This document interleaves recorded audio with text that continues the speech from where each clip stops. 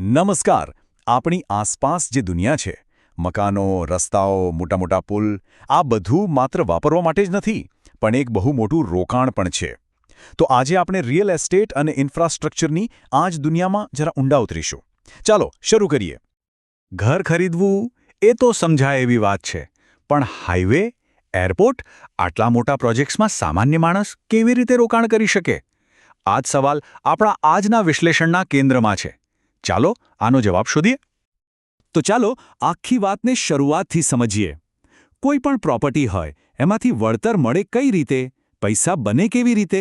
જુઓ, આના મુખ્યત્વે 3 રસ્તા છે. પહેલું એકદમ સિમ્પલ, ભાડાની આવક. દર મહિને ભાડું આવે એટલે કે એક રેગ્યુલર ઇન્કમ. બીજું છે કેપિટલ ગેઇન્સ, એટલે કે આજે ખરીદેલી પ્રોપર્ટીની કિંમત ભવિષ્યમાં વધે અને જ્યારે એને વેચીએ ત્યારે સારો એવો નફો મળે. અને ત્રીજું, જે બહુ જ મહત્વનું છે, ફુગાવા સામે રક્ષણ. મતલબ કે જે રીતે મોંઘવારી વધે છે ને, એ જ રીતે પ્રોપર્ટીના ભાવ પણ વધતા જાય છે, એટલે આપણા પૈસાની વેલ્યુ જળવાઈ રહે. સારું, તો રિયલ એસ્ટેટમાં પૈસા લગાવવાના 2 મુખ્ય રસ્તા છે. એક છે ડાયરેક્ટ, એટલે કે સીધા જ પ્રોપર્ટી ખરીદી લેવી, અને બીજો છે ઇનડાયરેક્ટ, એટલે કે કોઈ બીજા રસ્તેથી. ચાલો આ બંનેને બરાબર સમજીએ. જુઓ, ડાયરેક્ટ ઇન્વેસ્ટમેન્ટમાં કેવું છે, જેમ કે કોઈ ઘર ખરીદે તો માલિકી પોતાની, કંટ્રોલ પણ પોતાનો, પણ હા, પૈસા ખૂબ જોઈએ અને એને ફટાફટ વેચવી હોય તો એ શક્ય નથી. હવે એની સામે છે ઇનડાયરેક્ટ ઇન્વેસ્ટમેન્ટ. અહીંયા ઓછા પૈસાથી પણ શરૂ કરી શકાય છે અને શેરબજારની જેમ જ આજે ખરીદો કાલે વેચી દો, એકદમ લિક્વિડ. પણ હા, પ્રોપર્ટી પર કોઈ સીધો કંટ્રોલ ના હોય. તો આ ઇનડાયરેક્ટ રોકાણનું એક મોટું ઉદાહરણ છે રીટ. હવે આ છે શું? એકદમ સહેલી ભાષામાં સમજીએ તો આ પ્રોપર્ટીનું મ્યુચ્યુઅલ ફંડ છે. જેમ મ્યુચ્યુઅલ ફંડ અલગ-અલગ કંપનીના શેર ખરીદે, એમ રીટ મોટી પ્રોપર્ટીઝ ખરીદે છે. ઓફિસ બિલ્ડિંગ હોય, શોપિંગ મોલ હોય, અને આપણે એમાં નાનો એવો હિસ્સો ખરીદી શકીએ છીએ. આ કામ કઈ રીતે કરે છે એ પણ બહુ રસપ્રદ છે. જુઓ, એક કંપની બહુ બધી પ્રોપર્ટીઝ ખરીદે, પછી એ કંપની શેરબજારમાં લિસ્ટ થાય. હવે આ બધી પ્રોપર્ટીમાંથી જે ભાડું આવે એમાંથી મોટાભાગની કમાણી એ પોતાના શેરહોલ્ડર્સને ડિવિડન્ડ તરીકે વહેંચી દે. ભારતમાં એમ્બેસી ઓફિસ પાર્ક્સ પહેલું લિસ્ટેડ રીટ હતું. અને આ જે ડિવિડન્ડ વહેંચવાની વાત છે ને, એમાં આ આંકડો બધું કહી દેશે. 90થી 100%. હા, નિયમ જ એવો છે કે આ રાઇટ્સ એ પોતાની ટેક્સેબલ આવકનો લગભગ બધો જ હિસ્સો શેરહોલ્ડર્સને આપી દેવો પડે. અને આના બદલામાં એમને કોર્પોરેટ ટેક્સમાં મોટી રાહત મળે છે. એટલે જેમને રેગ્યુલર ડિવિડન્ડ ઇન્કમ જોઈતી હોય એમના માટે આ એકદમ જોરદાર વિકલ્પ બની જાય છે. ચાલો હવે એક બિલ્ડિંગ કે ઘરની વાતમાંથી બહાર નીકળીને આખા દેશના મોટા પિક્ચર પર આવીએ. વાત કરીએ ઇન્ફ્રાસ્ટ્રક્ચરની, એટલે કે એ બધી જ મોટી સિસ્ટમ્સ જે આપણને બધાને જોડે છે. યાદ છે પેલો હાઈવેનો સવાલ? બસ હવે આપણે એ જ દિશામાં આગળ વધી રહ્યા છીએ. તો ઇન્ફ્રાસ્ટ્રક્ચર એટલે શું? આ એવા મેગા પ્રોજેક્ટ્સ છે જેમાં પૈસા પણ ખૂબ લાગે અને એ વર્ષોના વર્ષો સુધી ચાલે. જેમ કે એરપોર્ટ, રેલવે, પાવર પ્લાન્ટ્સ. પહેલાં તો આ બધા કામ ફક્ત સરકાર જ કરતી હતી, પણ હવે જમાનો બદલાયો છે. હવે તો પ્રાઇવેટ કંપનીઓ પણ આમાં મોટા પાયે ઉતરી રહી છે. અને જ્યારે આપણે ઇન્ફ્રાસ્ટ્રક્ચર કહીએ ત્યારે મગજમાં ખાલી રસ્તા, પુલ જ ના આવવા જોઈએ. આ બહુ મોટી દુનિયા છે.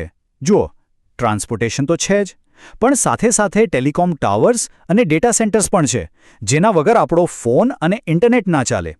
પછી વીજળી અને પાણી પહોંચાડતી લાઈનો, અને હા, હોસ્પિટલો અને સ્કૂલો જેવી સામાજિક ઇમારતો પણ આનો જ એક ભાગ છે. આ પ્રાઇવેટ રોકાણનું એકદમ તાજું ઉદાહરણ જોઈએ. 2019માં અડાણી ગ્રુપે ભારતના 5 એરપોર્ટને ઓપરેટ કરવાની બિડ જીતી. આ એક ક્લાસિક કેસ છે જ્યાં એક ખાનગી કંપની દેશના આટલા મોટા ઇન્ફ્રાસ્ટ્રક્ચર પ્રોજેક્ટમાં સીધી રીતે જોડાય છે.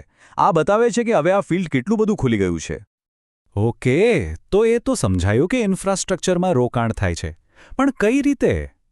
અહીંયા પણ મુખ્યત્વે 2 પ્રકાર છે. એક તો એ કે જે પ્રોજેક્ટ પહેલેથી જ તૈયાર છે, ચાલી રહ્યો છે, એમાં પૈસા લગાવવા. અને બીજો પ્રકાર છે કે જે પ્રોજેક્ટ હજી કાગળ પર જ છે, નવો બનવાનો છે, એમાં રોકાણ કરવું. અને આ 2 પ્રકારોના ખાસ નામ છે: બ્રાઉનફિલ્ડ અને ગ્રીનફિલ્ડ.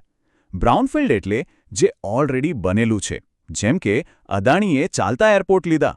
અહીં રોકાણકર્તાની સાથે જ આવક શરૂ અને જોખમ પણ ઓછું. એની સામે ગ્રીનફિલ્ડ એટલે એકદમ નવું બનાવવાનું, બિલકુલ સ્ક્રેચથી. દાખલા તરીકે મુંબઈ મેટ્રો પ્રોજેક્ટ.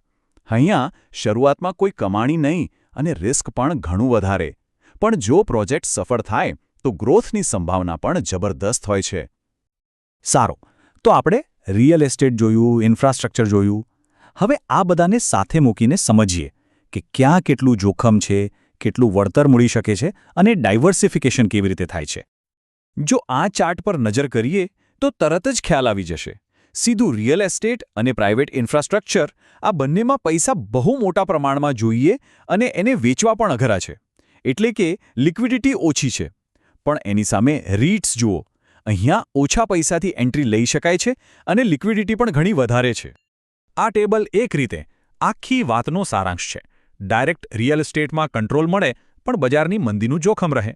રીટ્સમાં ડાયવર્સિફિકેશન અને ડિવિડન્ડ મળે પણ શેર બજારની ઉતાર-ચઢાવની અસર થાય.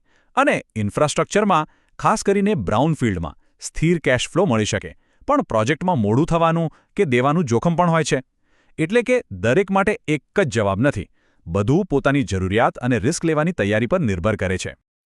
આ એક બહુ જ રસપ્રદ વાત છે. આનો સીધો મતલબ એ છે કે રિયલ એસ્ટેટ અને શેર બજાર મોટાભાગે એકબીજાથી અલગ દિશામાં ચાલે છે. એટલે કે જ્યારે શેર બજાર ડાઉન હોય ત્યારે બની શકે કે રિયલ એસ્ટેટ સારું પરફોર્મ કરતું હોય.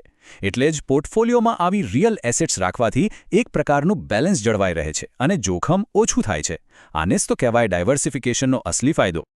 તો ચાલો આ ચર્ચાને એક ભવિષ્યના સવાલ સાથે પૂરી કરીએ.